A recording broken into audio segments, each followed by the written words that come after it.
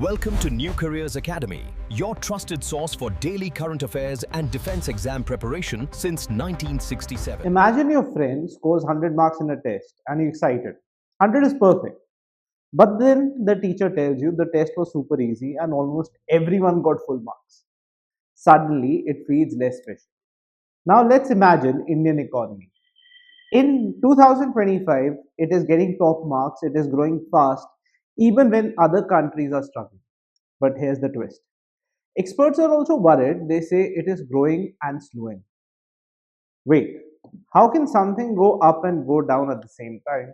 Well, that's the mystery that we'll be solving today. This is why some people call it Schrödinger economy. It's a funny name taken from a science experiment where a cat was both alive and not alive at the same time. Weird, right? So, what's happening with the Indian economy? On one side, factories are working, people are spending, and jobs are being created. That's good. While on the other side, prices aren't going up. That sounds good too, right? But here's the problem. When prices don't rise, business doesn't earn more. The government collects fewer taxes and your salary might stay the same. So Indian economy is like a car moving on a fast road but with a warning light blinking on the dashboard. In this video, I will explain everything in simple words. What does real and nominal growth mean? Why Indian economy is both strong and weak? And what it means for you, your family, and your future. Well, first let's understand the difference between the real and nominal economy. Let's talk about what does GDP mean. That stands for gross domestic product. But don't worry about the big. Let's think of GDP as a total stuff of a country makes, like food, toys, services, clothes, buildings, all of them added together will give you GDP. Now we measure GDP in two ways. One is real and one is nominal. Let's give you an example for it. Imagine you sell 10 mangoes for 10 rupees each. You earn 100 rupees. That's a nominal economy or nominal money that you would make. Next month, mango price drops to rupees 5, but you still sell 10 mangoes. Now you earn 50. You still sold 10 mangoes. That part did not change. So your real mango selling is the same. That is what we call is the real GDP. Tells us how many mangoes were made in the year. It removes prices. Nominal GDP will always look at prices. So what's happening in India, especially in 2025, India is making more stuff, more phones, more buildings, more food. That's why the real GDP is going up. It's like selling more and more mangoes, but the prices aren't rising much. Inflation is low. This means the money value, that is the nominal GDP, is not growing as fast. Even though we are working hard and producing more, it's like baking more cakes but selling each of them at the same price or even less. You worked harder but didn't make any money. It is more like this principle. That's why real GDP looks good, but nominal GDP makes the government and companies nervous because taxes, salaries, and profits are paid in rupees, not in quantities.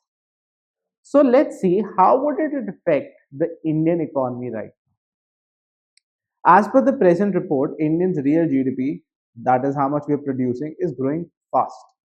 In 2025, it grew more than 8%. That was really huge. What is happening and why this is happening? Let's understand this also. Factories are making more cars, machines, and goods. Services like delivery, banking, education are growing. People are spending more due to festive offers, like Diwali was there, and the GST, which was lowered. Some companies are shipping products faster to beat the new US tariffs. The government cut the GST rates, making things cheaper. So demand increased. All of this is boosting activity. That's why the economy looks strong in real terms. But here's where everything gets tricky. Inflation means how fast the price rises is super low. That might sound very good right now, but less prices rise means cheaper stuff. It also means companies can't increase prices. They earn less money, salaries and profits stay the same, government collects fewer taxes. So even though our real GDP is rising, nominal GDP, which includes money value, is rising slowly or even shrinking. Let me give you another example. Suppose you make lemonade.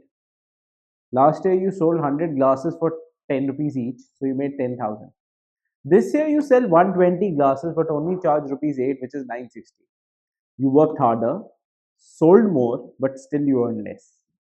That's exactly what is India's situation right now. Real growth is there, that means more glasses of lemonade, or more is the productivity. Let us put it like this. Whereas the nominal growth means less money we are making. And that's where the problem comes. The government budget is under pressure, tax collection are not rising fast enough, and some people feel their income isn't growing. So even though India is moving forward, it doesn't feel fast. Its growth rate is with a hidden handbrake. So, is Indian economy strong or weak? Well, the answer to it is both. It is strong because we're producing more, working more, and spending more. It is weak on the other side because the money side prices are less, profits are less, taxes are slowing down. It's like a student scoring well in all the subjects but losing marks in handwriting. Well, what are the next factors we need to look in mind? It is depends upon global trade, inflation, and big data updates in 2026. Until then, Indian economy is both rising and slowing. And now you understand why. If you've liked this, you can subscribe the channel. This is Hartaj saying Jai Hind and signing off.